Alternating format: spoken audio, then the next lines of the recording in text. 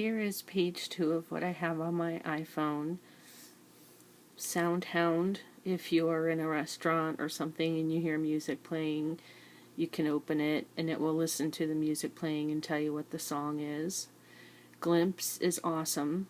If I'm going to go out to a friend's house, I can send them a glimpse. And so they can, when they're at their house going, I wonder how close Lauren is to my house, they can look and see on the map where I am and how fast I'm driving and that kind of thing. It's really fun. That's the standard music app. I have some apps under this social menu. Path. I love Path, but hardly anyone I know is on it. Twitter, Instagram, Vine. I don't know if you're familiar with Vine, but it's pretty cool. I think you are. Yeah, you are.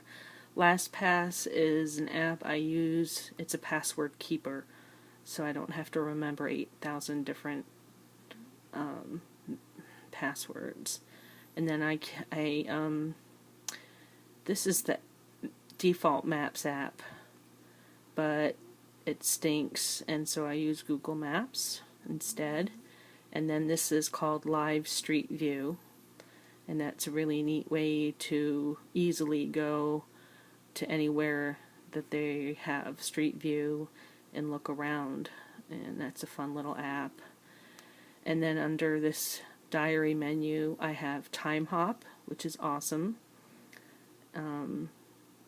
Every day it generates like a list of everything you've done on that day, the year before and the year before that, etc.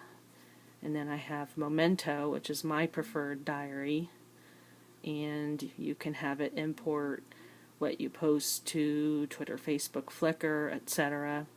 And then you can also write what they call moments.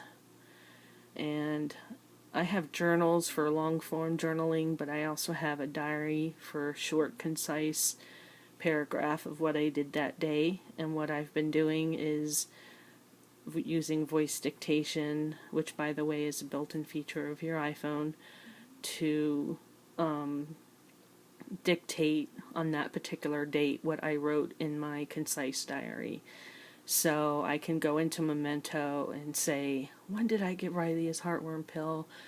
And type in a keyword, heartworm or whatever, and it'll tell me the date, etc. Contacts, check-ins, I just have GetGlue and Foursquare. Under book apps, I have iBooks, which I don't use, Goodreads, which I use. This is a shortcut link to the Kindle store, and Overdrive, which is where you can download ebooks from your library. Most libraries use that. Your library may use something else. This is WordPress app that I use to update 2 different WordPress blogs. My Safe Notes is just like this notes feature, but it's password protected. This is Alarm Clock, and I'm not sure who the makers are offhand, but look for this icon if you do a search for it.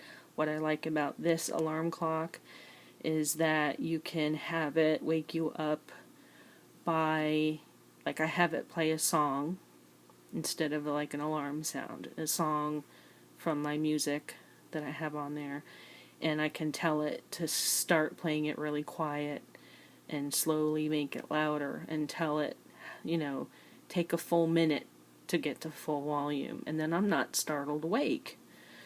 And I choose a particularly cheery song, so I wake up in kind of a good mood. Here's the Flickr app. Here's the Evernote app, which is awesome. Evernote is just awesome. Flexi is really cool. Flexi is for when you want to type without looking at the screen, and I'm not saying while driving. What it does is you can basically guesstimate where you're heading. You could look online for YouTube videos about this app. That would probably be easier and make a shorter video on my part. But if you're not looking at the screen because you're doing something else, don't do this while you're driving, but you can guesstimate where you're typing. And so you write a word and the audio isn't working.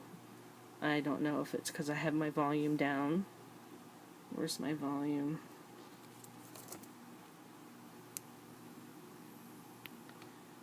I don't know what's going on with that.